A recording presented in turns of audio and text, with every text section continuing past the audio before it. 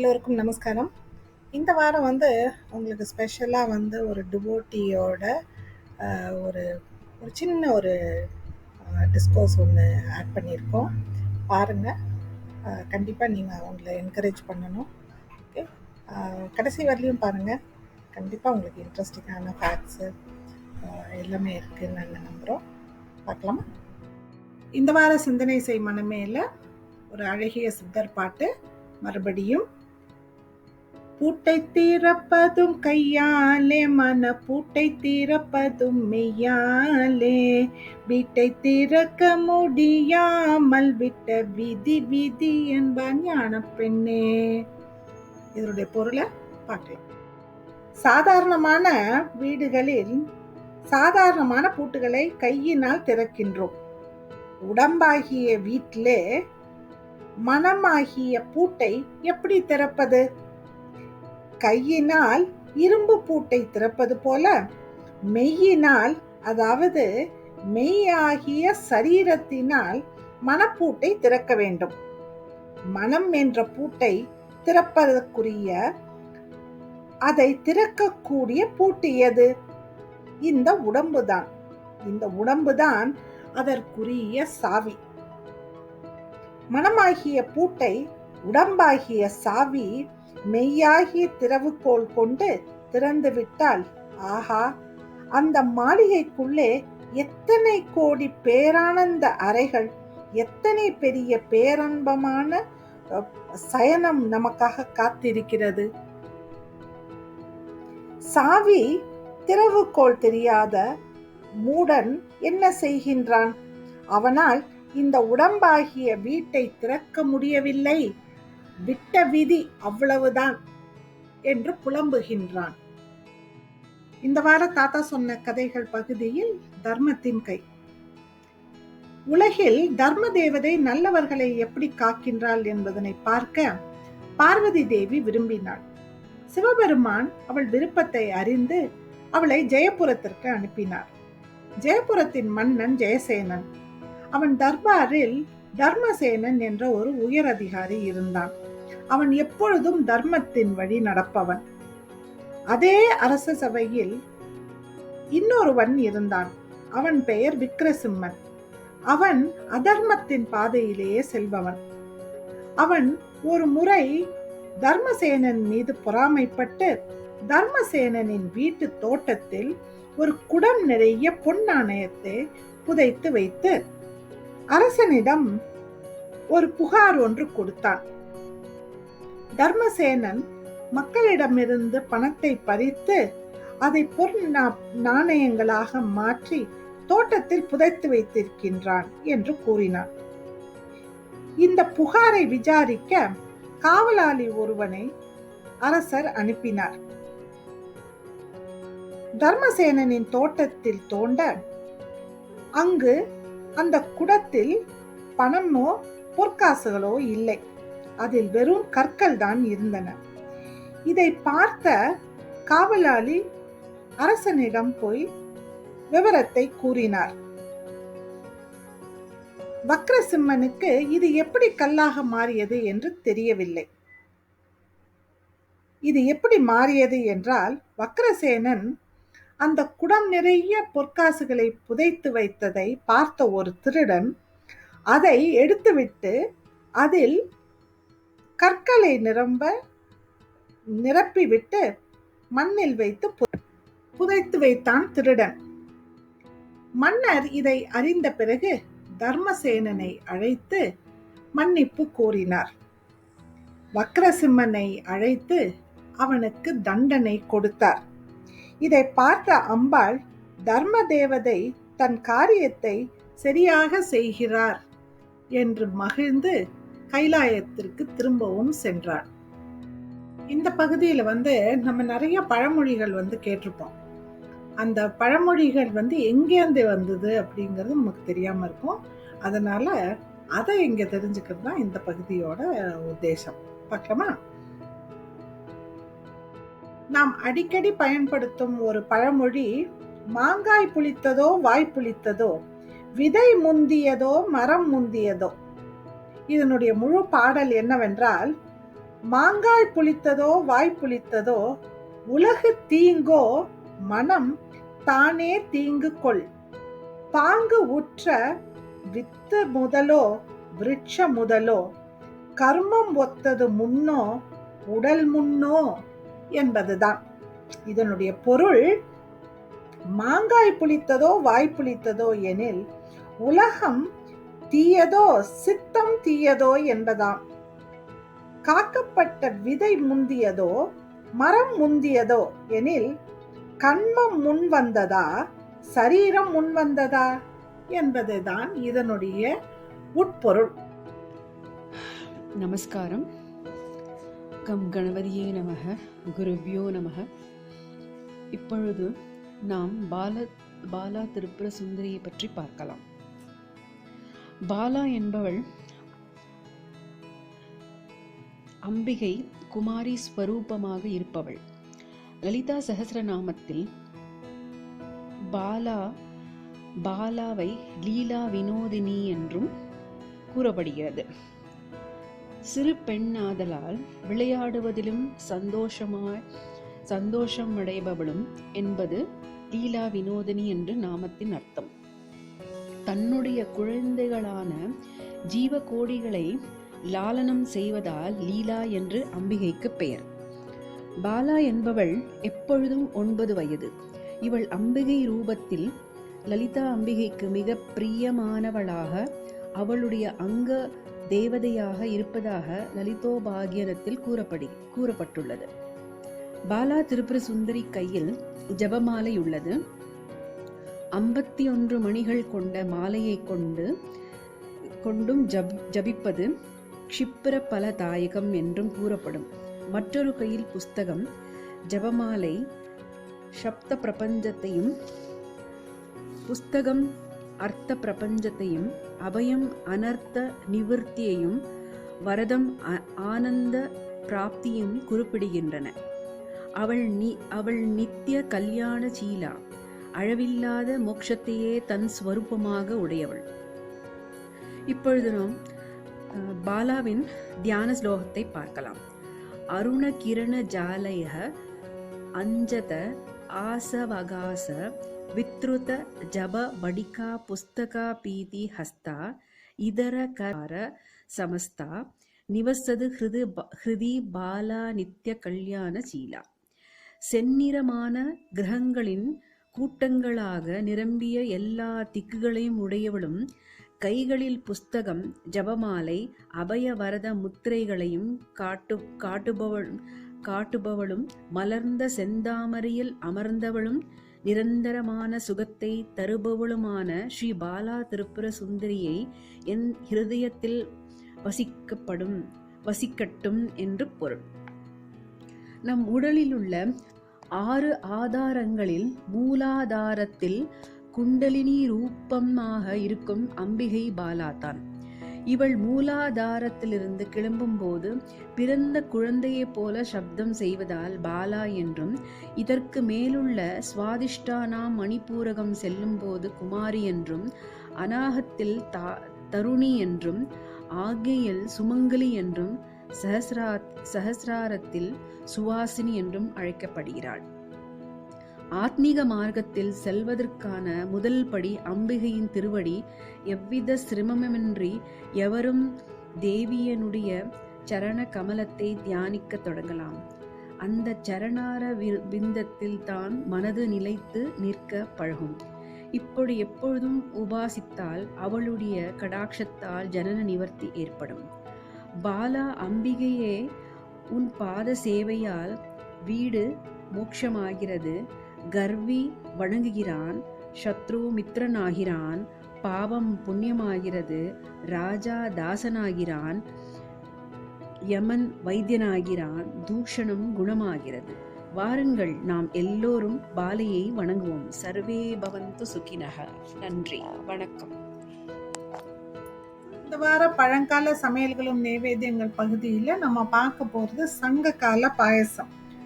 ஊனும் ஊனும் முனையின் இனிதன, பாலிற் பெய்தவும் பாகிற் கொண்டவும், அளவு கலந்து மெல்லது பருகி, விருந்து உறுத்து ஆற்ற இருந்தனமாக அப்படின்னு நன்னாங்கனரால் புறத்திணையில் பாடப்பட்ட பாடல்.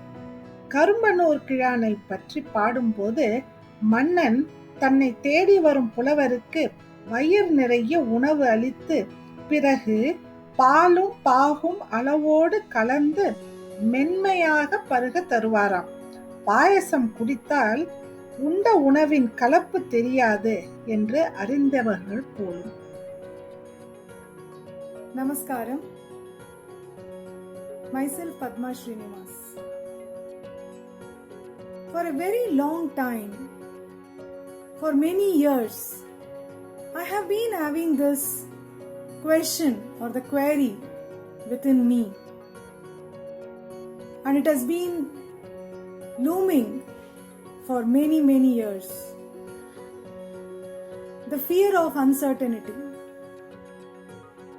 the fear of some unforeseen dangers, or the fear of insecurity. In my life, actually, I have come across so many situations wherein the close ones of mine have died in accidents, or they will be suffering with some diseases. Such situations will shake you, and you don't know what to do. You feel that, okay, things might become all right. You feel that, lucky, you're not one of them. And you might touch your heart and say, all is well. But actually, all is not well. Actually, not all is not well. I might be faking or pretending that everything is fine. Who knows, tomorrow I might be the victim of such circumstances. So that kind of fear has piled up over years. Now the situation is even worse. So in situations like COVID, anybody will face or anybody might have this problem. You might have, the neighboring around you will have, or very close ones to you might be suffering. So again, this kind of anxiety looms in. You don't know what to do. So you probably end up, myself at least, I end up talking to my friends or siblings or relatives or somebody who can ease or give me the answer or solution. But no, end of the day, all of us end up brooding over the same point. After a certain point, we don't know where to go, what to seek. You're confused. You're anxious, has never come down. You become more anxious. You don't know what to do. So, this piling up has to be reduced. So the solution for this uncertainty or fear of this unforeseen dangers or insecurity have to come down. So similar to me, so many of us would be having similar issues. So this problem or this fear has to eventually become fearless.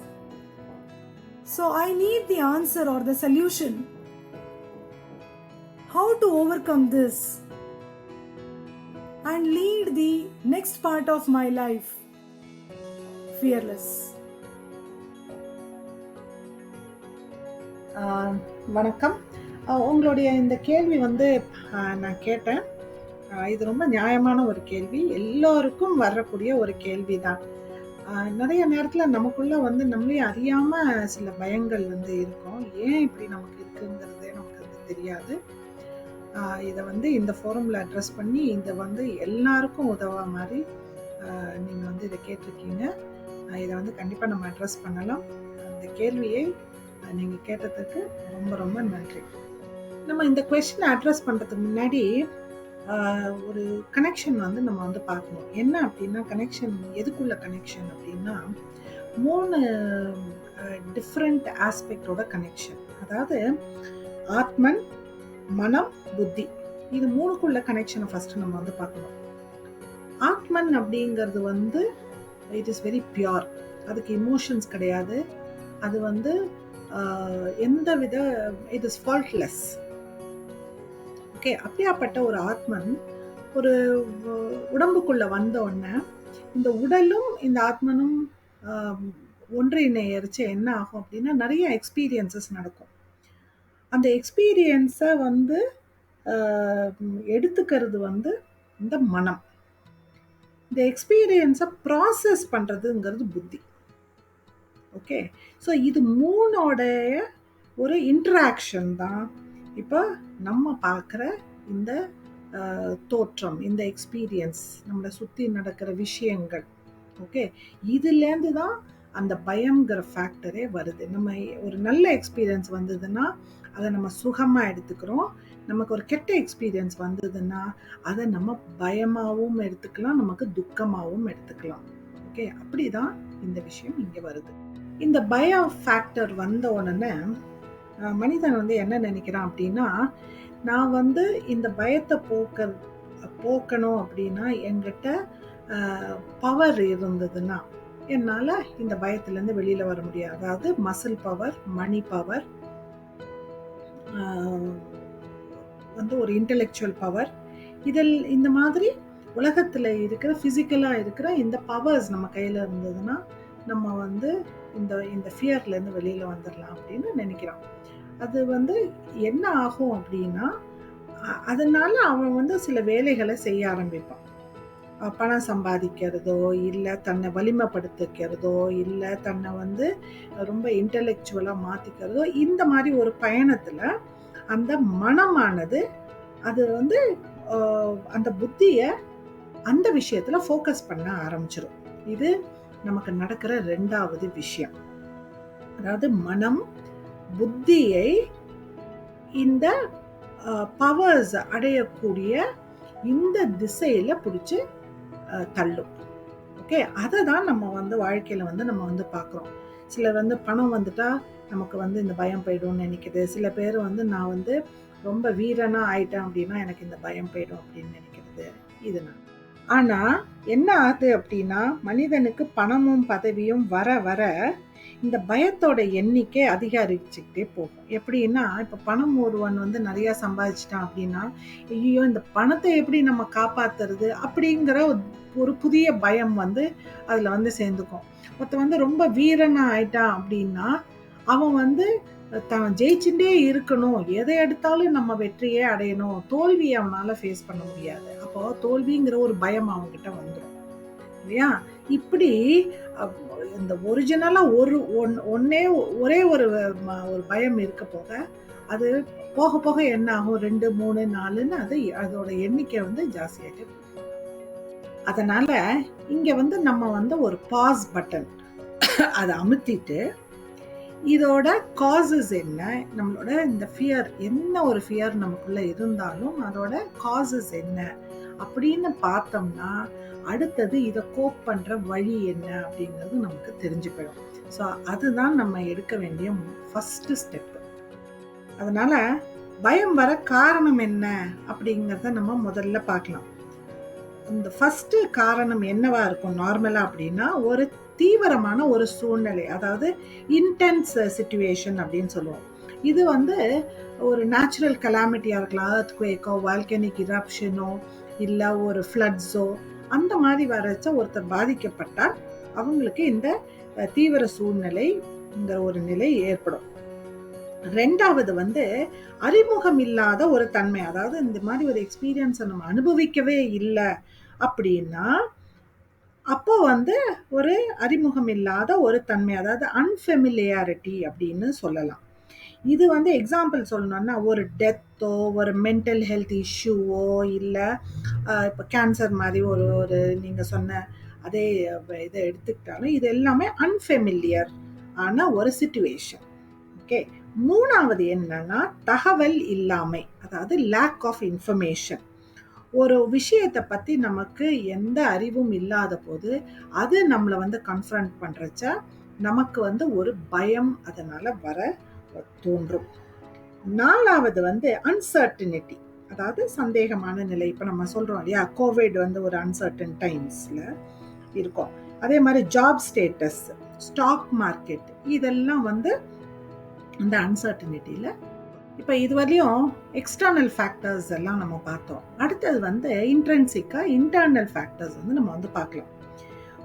இதுல வந்து 2 factor இருக்கு. ஒன்னு வந்து when we start comparing ourselves with others, அப்போ வந்து இந்த ஒரு பயம் வரும். அதாவது அவங்கள மாதிரி நம்மளால அச்சீவ் பண்ண முடியாதோ, அவங்க நிலைக்கு நம்மளால உயர முடியாதோ அப்படிங்கிற ஒரு நிலை வரச்ச நமக்கு வந்து அந்த பயம்ங்கிறது வரும்.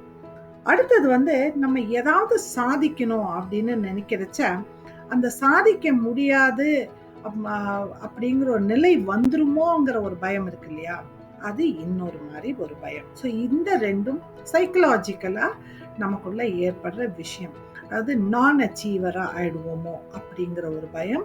இன்னொன்னு மற்றவங்களோட நம்ம ஸ்டேட்டஸ்ல வந்து கம்மியா ஆயிடுவோமோ, இல்ல நமக்கு ஏதாவது கெடுதல் நேர்ந்துடுமோ அப்படிங்கிற ஒரு பயம். இது இன்டர்னலா நமக்குள்ள நடக்கிற ஒரு விஷயம். இங்க வந்து நம்ம வந்து இந்த கோப்பிங் மெக்கானிசம் என்ன அப்படிங்கறத வந்து நம்ம பார்க்கலாம். இதுக்கு சொல்யூஷன் நம்ம சொல்ல முடியாது, but how we can cope with our fears அப்படிங்கறத வந்து இங்க வந்து நம்ம பார்க்கலாம். இப்ப நம்மளோட ஃபியர்ஸ் வந்து ரொம்ப பிரைமரி ஸ்டேஜ்ல இருந்ததுன்னா இதை நம்மளே வந்து அட்ரஸ் பண்ண முடியும். ஸோ அந்த நிலையில இருந்து தான் இப்ப நான் இதை வந்து சொல்றேன். ஃபர்ஸ்ட் இது வந்து கன்ஃபரண்ட் யுவர் ஃபியர்ஸ். ஓகே, நம்ம வந்து அது எதிர்த்து நின்று, இல்லை இப்போ வந்து நம்ம வந்து ஒரு ஒரு பல்லியை பார்த்து நம்ம பயப்படுறோம்னு வச்சுக்கோங்க. அந்த பல்லி வந்து பல்லியை பார்த்தா வந்து நமக்கு ஏன் பயம் வருது அப்படிங்கிறத பற்றி நம்ம விசாரம் பண்ணிட்டு அந்த பல்லியை நம்ம பார்த்தா என்ன ஆகுதுன்னு பார்க்கலாம் அப்படிங்கிற ஒரு தைரியத்தை வரவழைச்சிட்டு அதை பண்றது. இது ஒரு முதல் வழி.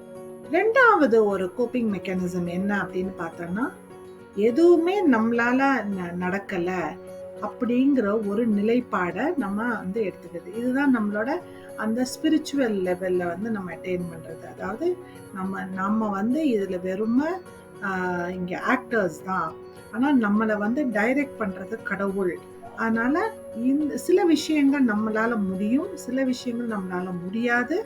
அதனால இதை வந்து பத்தி நம்ம கவலைப்பட வேண்டிய அவசியம் இல்லை அப்படின்னு நம்மளையே வந்து கடவுள்கிட்ட அதை சரண்டர் பண்றச்ச நமக்கு இதனால வந்து நம்மளால அதை கோப் பண்ண முடியும், நம்மளால அதை மேனேஜ் பண்ண முடியும்.